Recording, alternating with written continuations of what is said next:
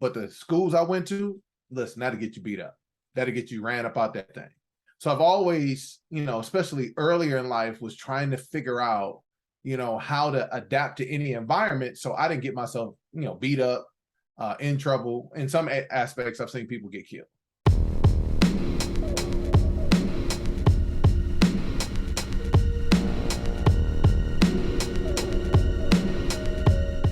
And being that you are a leadership coach, Mhm. I'd like for you to answer. I only have 2 questions for you. Really. Okay. Okay. The first one is I'd like for you to please tell the audience, who you are and where you're from. Yeah.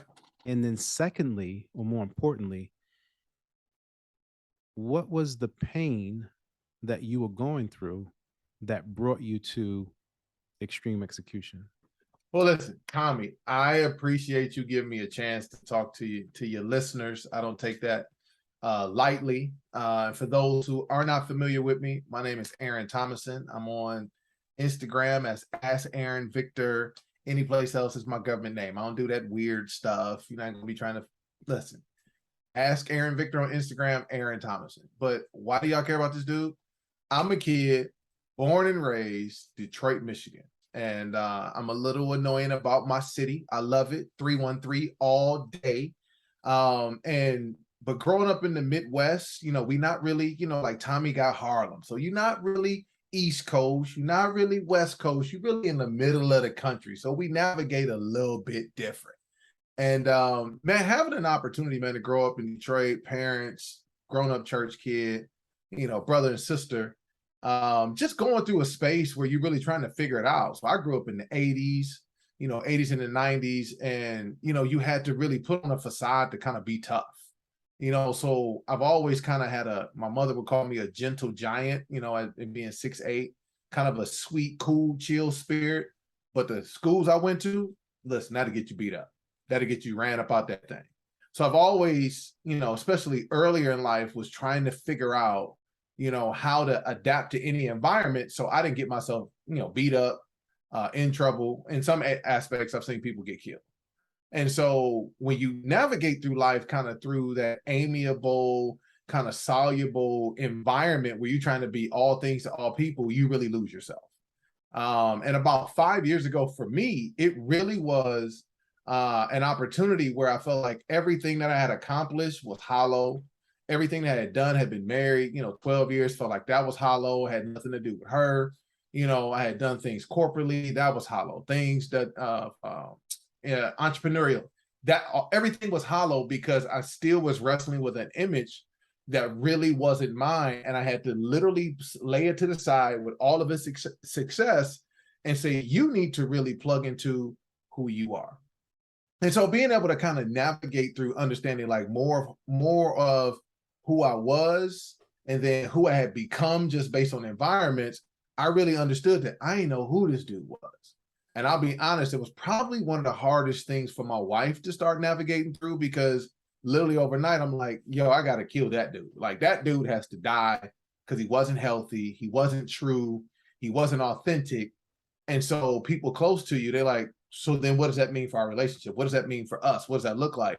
And so I had kind of been on that journey, probably, what was that, about 4 years until I ran up on extreme execution. And the thing about extreme execution that was interesting for me is, and I'm gonna keep it a stat, is I had been in consulting, outside of my corporate gig, been in consulting at the time for maybe 6 years, have been doing things really well. But the issue I was having is that I was going on my talents and I didn't really have the structure to be able to duplicate it. Meaning, hey, if I'm hanging with Tommy, and Tommy came to me for something or his came to me for something, in the moment, I figured out like, yeah, we can do this, and it'd be a great experience. But then I had the pressure to have to do it all over again because I didn't have a process of kind of transformation to take you from here to there. And so pandemics happening, really trying to find my voice. I said, I got to be better for my clients. And extreme execution came in. And the first time I saw the webinar, CJE, all of them, I was like, man, I'm not doing that. And y'all not selling me on that. No, not doing it. So then probably about 3 or 4 months later, like the Brendan Bouchards was showing up, that they had, stuff, and the John Maxwell's, shout out to them, they got amazing stuff. But I think George Floyd really kicked my militancy in, and I'm going, I'm not giving this money to the white boys. I'm just not. I'm not giving them this money. So it rolled around again, ET and the squad, stuff shows up again. And I was like, this actually is what I'm looking for. And that journey had started, and it's been going ever since. Got you. So to take a step back, when you said that you felt hollow in so many points in your life, take us back to that moment when you realized that who you were wasn't who you felt as if you should be. Yeah. So, so 5 years ago, I don't mind saying I just turned 45 at the time we're recording this. I'm 45. So I was coming up into my 40th birthday. And for me, I started kind of seeing my life kind of flash between my eyes. I'm the oldest of three. So, I grew up when both parents had to work. And then when my parents got divorced, I'm the one that's looking out after everybody. So it really was, you don't have time to figure out you. If they get in trouble, it's on you. Like, that's all I got. Right. So now I'm forced to be in charge. I'm 6'8". At 9 months, my mom said I was probably about the size of a 2-year-old at like 9 months. So again, there's always been a bigger expectation, no pun intended, about how I needed to navigate. So I've been trying to live up to other people's expectations, because as a teenager, they're treating me more like an adult as opposed to being a kid who's still trying to figure it out. So those spaces have been like, okay, so I'm just going to do what they say do. Go to school, get good grades, get a good education, go up the corporate ladder. So as y'all see me now, I got hair on my face and my head. I didn't have none of that. I was going to be corporate, suited up, booted up, nice, clean shaven, low hair. I was going to do all that stuff. And I started realizing, like, what did that actually get me? Is that I had been passed over for promotions because I was trying to be like everybody else. I had missed out on contracts, because, I was trying to be like everybody else. I would say, aborted my basketball dream probably at least 2 to 3 years earlier than I probably needed to give up on it, because I was going with this, let me just take what everybody else says success is, let me put it on me, and then that's going to be what's happening. And what was interesting, I started getting more into like reading like the Carter G. Woodson's, Miseducation of the Negro. And what he talks about is, and I think it's another book that talks about, I think it's like Blackface. I forget how it goes, but they talk about the same concept in both of the books, where they talk about, if you take your authenticity or your blackness and put it on a white structure, what's going to happen is you're not going to get the same results. And I had gone back and I saw being practical, not being a dreamer, not thinking of things outside of the box in the norm had gotten me the results that I've gotten. And a lot of people would have been thankful, but I was like, this is not what I wanted. This is never what I wanted. I wanted to be able to go overseas, play basketball for a few years, stack my money, come back and be an entrepreneur. And I kept trying to bury that. And eventually I got back, like, just watching your life kind of flash between your, before your eyes at 40, of things that you had done, things that you didn't do. I was like, thinking about me as a 9-year-old, 12-year-old kid, I was like, this ain't the life we wanted. Right. I mean, it's cool. I'm grateful, but this ain't the life we wanted. How did you let this happen? So there was a part that I just started getting mad. I was in corporate space I didn't want to be in. And it was just wild, because everything, it really wasn't mine. It really was, I had made accomplishments because people had trusted me and wanted me to do certain things, that now the accomplishments that I was attributed to was really for my parents, my uncles, my brother, my sister, and it really wasn't mine. And I didn't know what I really wanted. And so that was the space to say, hey, you got to take some time to really do the hard work to figure it out. Right. So when you talk about hollow to your wife, how did she take it when you started going through this transformation? Like her biggest question to me, Tommy, was, so what does this mean for us? Right. Like, it really was, what does this mean? Because she, like, the dude that I've been married to for the last 12 years, I like this dude. I love this dude. This dude's my friend. Right. You're telling me this dude got to die. What does that mean?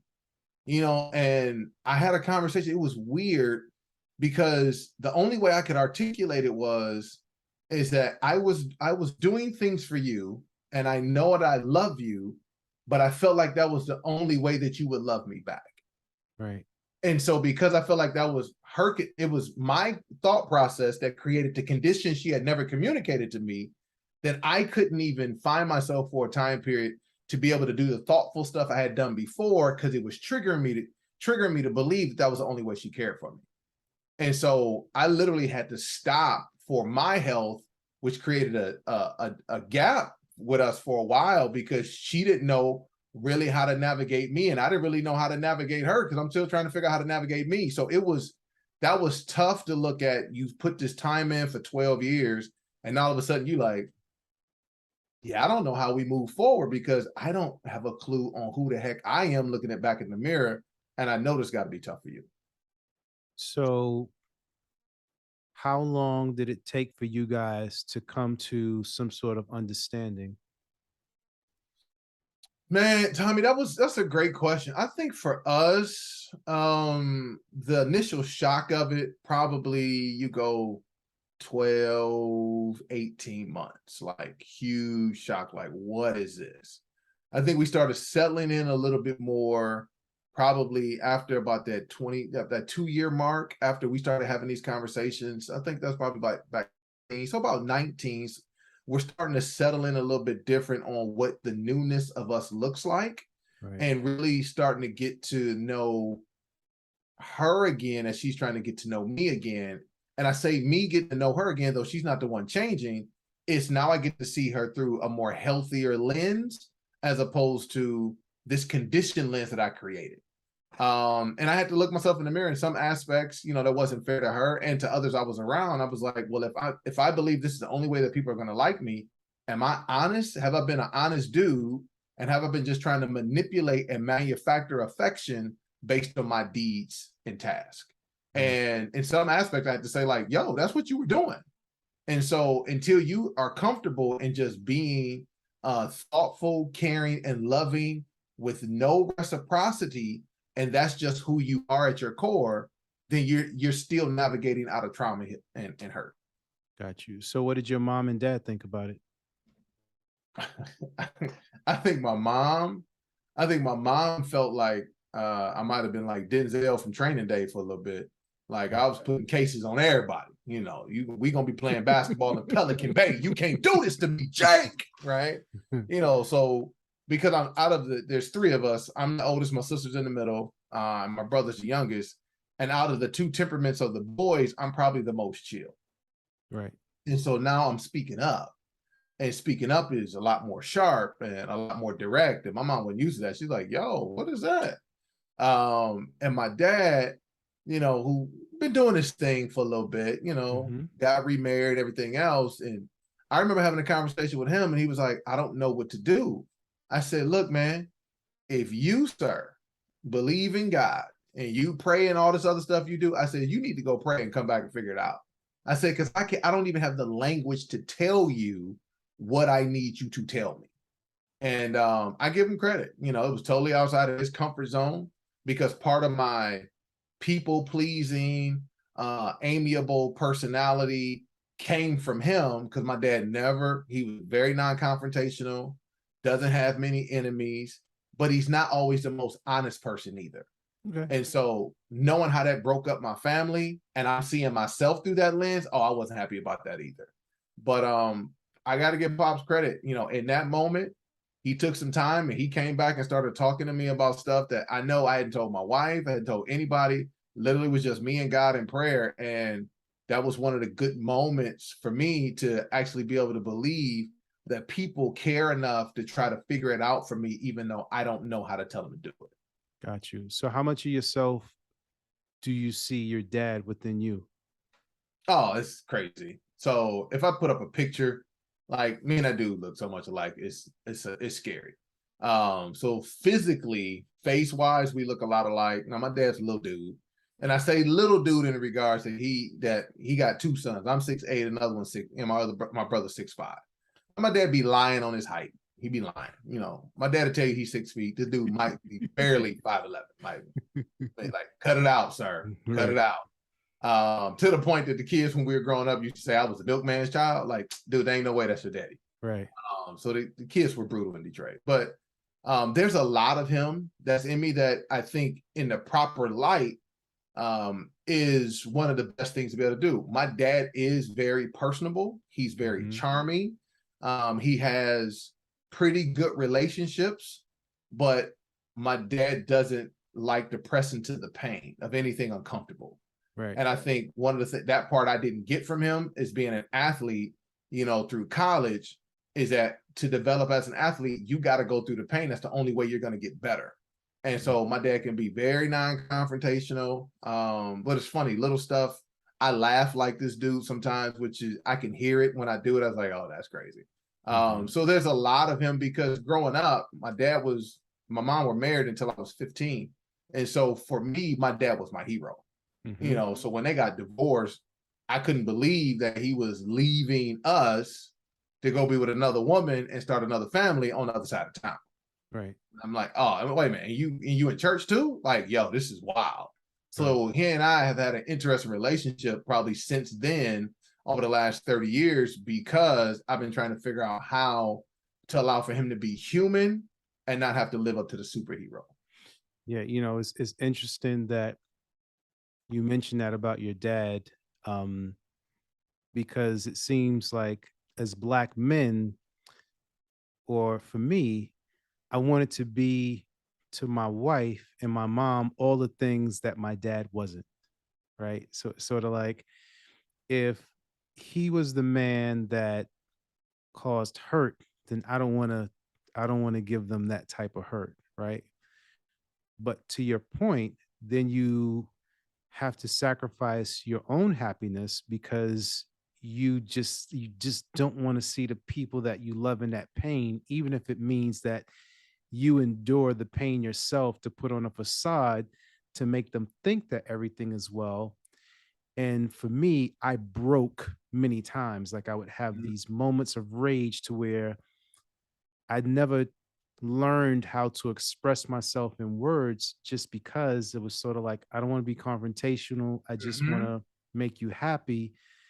And then I feel these things, but I can't say it. So I break things, right? I wouldn't put my hands on anybody, but I would just break things. That's why I was asking how much of your dad do you see in yourself? Because I see a lot of myself and my dad. And when I start to feel as if I'm doing things that's not right, I'll say, that's not me. That's my dad. Let me be who I am supposed to be. that's my dad's energy channeling through me. That's not me. That's my dad. That's pretty good. You know what I'm saying? Like, No, it's funny, Tommy, you say it like that, right? Our personalities, for those who understand, extreme execution flight assessment, we're like next door neighbors in the dominant part of our personalities. And what that does is my brother always told people, like, he's going to be sharp. He's going to let you know up front. But he said, the person y'all don't need to worry about is me. The person you need to worry about is Aaron. He said, because when he takes it in and when that fuse goes, y'all in trouble. Right. He's like, now it might take him a little bit longer to get to his fuse, and it takes me to get to mine. But when his fuse goes, he's done, and it ain't no coming back. And part of that's because of the fact that you just haven't been honest the whole time, and you just been over there taking receipts, taking all the data points in, and now it justifies, like you call it, that break that's getting ready to happen. Oh, now you feel like the break is justified because I got this litany of history that just proved to me that I'm justified for getting ready to crack your head. Right, exactly. You very well stated. But 6'8", how did you feel like in school? Like who bullies somebody that's 6'8"? Like I don't understand that. Yo, so here's what's wild, man. So one of the things, even in basketball, they always want to test the tallest and the biggest dude. You know what I'm saying? People love it. Like we think through moments in basketball history, like Tracy McGrady when he dunked on Sean Bradley. Ooh, Sean Bradley 7'5". Tracy McGrady dunked on him. It's like the bigger the dude, the better the legend. And so it was the same way in Detroit. Now, again, I got some weight on me now, but when I was growing up, they used to tell me I looked like a lollipop. Big old dome, little skinny neck and skinny body. So I wasn't intimidating. I was just long and gangly. Right. You know, and then the fact I went to church, so I wasn't hanging out with the kids. It was like, oh, he corny and he's soft. He's just big. Right. So those were some of the things that people would try to test you, where, you know, I know as the MC and growing up in that same era, it's like, hey, we go to the playground and y'all want to crack these jokes in front of everybody. Be careful. I got these jokes back. That's right. So you kind of always had to be kind of on that level, because you're going, oh, you're not getting ready to embarrass me in front of my friends and probably some girl that I like too. No, we're not doing that. Right. So it's either we're going to put these hands, we're going to throw these hands, or we're going to get these jokes. Either way it go, I'm not coming out of this thing with all these scars. Somebody going down with me. And that was interesting. So, you know, 6'8" now, just to give context to everybody listening and watching, I graduated from middle school at 13. I was 6'3". Wow. By the time I got to high school over the summer, I had grown to be 6'5". Wow. Yeah. Wow. So talking about the DISC assessment, when you first took it, were you surprised at the results, or did you want to dig deeper into it to understand what your superpower was? And what is your superpower? So I'm gonna be 1,000% honest. I thought the thing was wrong. I literally wanted to take that thing, burn it, and almost ask for my money back. Like I was pissed.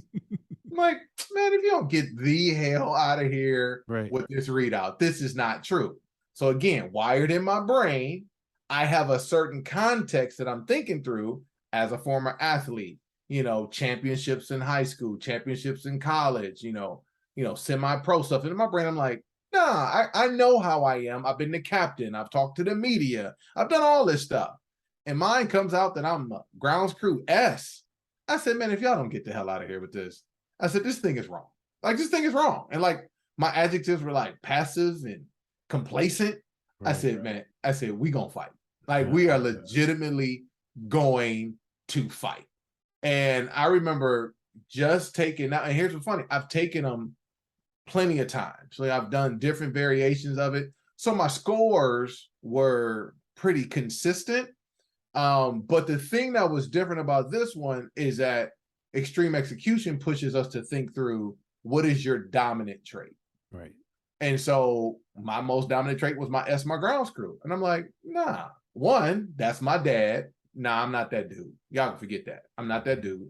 Two, that green personality is way too amiable. They don't see that person as a leader in corporate. They don't see that person as a leader and on the court and in athletics. That's not the dude that people are looking at. I've always been a different kind of dude.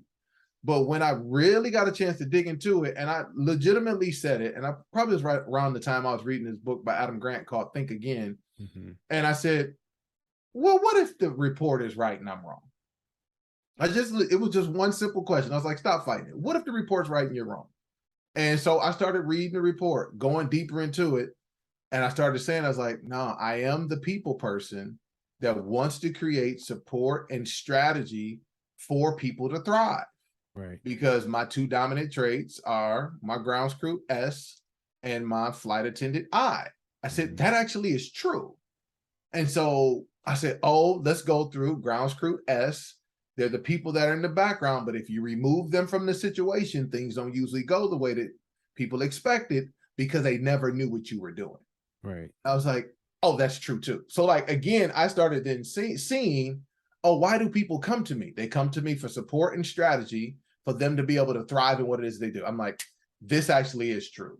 Because I had to shift it to see it different when I opened up my mind and said, what if the report is right and how you've been presenting yourself this whole time is wrong?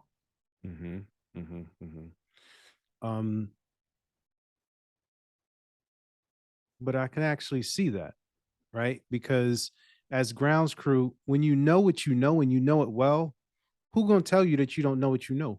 Come on, sir. Like, talk to me nice, Tommy. You know what I'm saying? Like, when you're in that role and you know it, nobody can come and tell you that you don't know it. You know it. So then I could, on the flip side, if the baton is passed to you to take the lead in a certain way, and it's within your realm of experience, you're going to run with it. 100%. You know? 100%. 100%. But I didn't have that context because I had been shamed. 'Cause again, big kid, growing up, I played more center. I got caught in that transition to basketball. So it's like, oh, big dude, you soft. Right. So that means you got to be fouling, blocking shots, elbowing, almost throwing people to the ground. Because again, that's the 80s. So I'm from Detroit. So that's the bad boy era. Right. That's, New York Knicks. It's like you come to the paint on any of them two teams, you going to feel it. Right. So, but I wasn't naturally wired that way. And so I spent so much time trying to get up to do that, to compete, that I literally had to tell myself, and I remember this, hey, you gotta, here's the rules. When you get off the court, you can be as nice as you want to. Right. In here, you can't be that dude right now. And so we would call that the adaptive, right? That in that space for those 4 quarters, as long as that game's going on, I was a different dude. Like my personality was 100% different, because it's like, we got to win. And in order for us to win, I have to play a certain way, which now is a kicking in of what's my grounds crew. I want to support to make sure I can play my part for us to win. So now I got to turn that D and that pilot up. But again, as we know, your boy used to be worn out after the game. That's what I was about to ask you. Yeah. Yeah. So now that you've discovered what your superpower is, how have you implemented it into your life, and what type of positive or negative changes has it had on you? Man, for me, I'm gonna say most of them have been positive. I remember a conversation after I took it, and then I had my wife take it. Right. And my wife is high air traffic controller. She is 99 ATC, that 99C. That woman will ask you questions to death. And that's, at up until then, I still was probably very annoyed. We've been married 14 years. Like, why are you asking me all these questions? Right. And her thing used to be back to me is like, I'm just asking a question. I just want to get some clarity. But again, grounds crew, because I know what I know, and I'm taking my time. I felt insulted, as if you were attacking me by asking me all these questions. So once I figured out where she was and where I was, I remember we had this one conversation after we kind of went through the reports, and she said, hey, babe, can you move this over here? I said, sure. And then about 2 days later, I see her moving it. I said, what are you doing? She's like, you taking too long. I said, what do you mean I'm taking too long? She's like, well, I asked you to move it. I said, I told you yes, right? She says, yeah. I said, did you tell me when you wanted it moved? She's like, no. I said, I see our problem.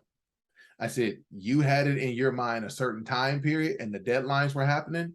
Here's all I need you to understand. If you ask me and I tell you yes, that means I'm giving you the green light. If you have an expectation when you want it to be done, then just say, hey, babe, can you move this by tomorrow? I'll probably get it done before, because I don't want the pressure to feel rushed. Right. I said, but if you don't tell me that you got a deadline on it, please understand, I'm going to do it whenever I feel like it. Right. And here's what's interesting. Now we don't have that conflict and that conversation no more. She'd be like, hey, can you do it by then? And usually we're clear on how we navigate. Got you. So talk to us about your coaching and what your programs look like, and what do you help people do? Yeah. So I think out of my, I would say, the hollowness I talked about earlier, is I'm really huge and passionate about people being their most authentic self and being effective. Because the one thing I love about us being in the group together, in the community together, Tommy, is that we don't use our preference as a crutch or a reason to be a jerk, or a reason to be lazy, or a reason to be slow. We use it as an awareness for us to be able to self-regulate and navigate more effectively.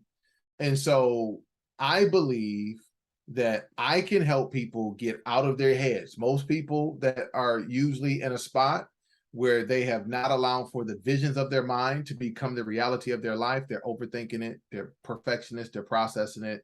And literally all I want to do is help you figure out the sweet spot between performance and productivity. And we can only do that if we take the first step and understand who you are, so then we can help leverage that into a consistent plan for momentum that allows for you to build your confidence, create the clarity. So for me, that's, I call that kind of framework kind of the next step, where at some point you got to do something to be able to get where you're trying to get to. And so that first time that I sit down with somebody, it really is an intake. Hey, let's understand each other. You understand me. Let's answer 2 questions. Can I help you? And do you want my help? And if we come away from that and that agreement that we're good there, then we talk about what the path looks like in a series of consistent steps. So, community currently right now I have called Next Steps Required, where we meet on Monday nights, and we actually have touch points throughout the week. But it really is about getting unstuck, because a lot of people have the insecurities in their minds. They're frustrated that people have passed them that are less talented. They're so frustrated in that cycle of self-doubt and frustration is that they don't know where to go, because the last time I tried to do something, I let myself down. The last time I tried to do this, it didn't work out. The last time I tried. And in most cases, because they didn't have the awareness of their preference of, people, problems, pace, or procedures, what happens is they put themselves in positions where there's been no boundaries, and it was environments where they could not maximize their best self. So Next Steps Required is a community of entrepreneurs, leaders, individuals looking to really make the vision of their mind, the reality of their lives, one next step at a time. And nice. So, we have fun on Mondays. Now, you're on at 6 o'clock in the morning too, right? Yes, sir. 6 o'clock in the morning, Tommy, I'm up. Now, what's that about? So the 6 a.m. That actually started this year on Instagram Live. We call it Get Over the Hump. Now, for everybody on the East Coast, that's 7 a.m. But since I'm in Tennessee now, that is Central Time. That is 6 a.m. And I started that one because I started, realizing, being in corporate America for so long, it's one of the hardest parts of the week is Wednesday. Is that, that's why they call it Hump Day. Right. And I was like, let's just kind of do something that just kind of pop up, maybe half an hour, have a little fun, give some people some inspiration, get them through the rest of their week. And started that earlier this year, and it just kind of took off, where people were like, no, I need this every morning. And so I started out on Wednesdays, again, 7 a.m. Eastern, Instagram Live, Ask Aaron Victor. That's where you can find it. We'll be there. And then all of a sudden people are like, I kind of need another day.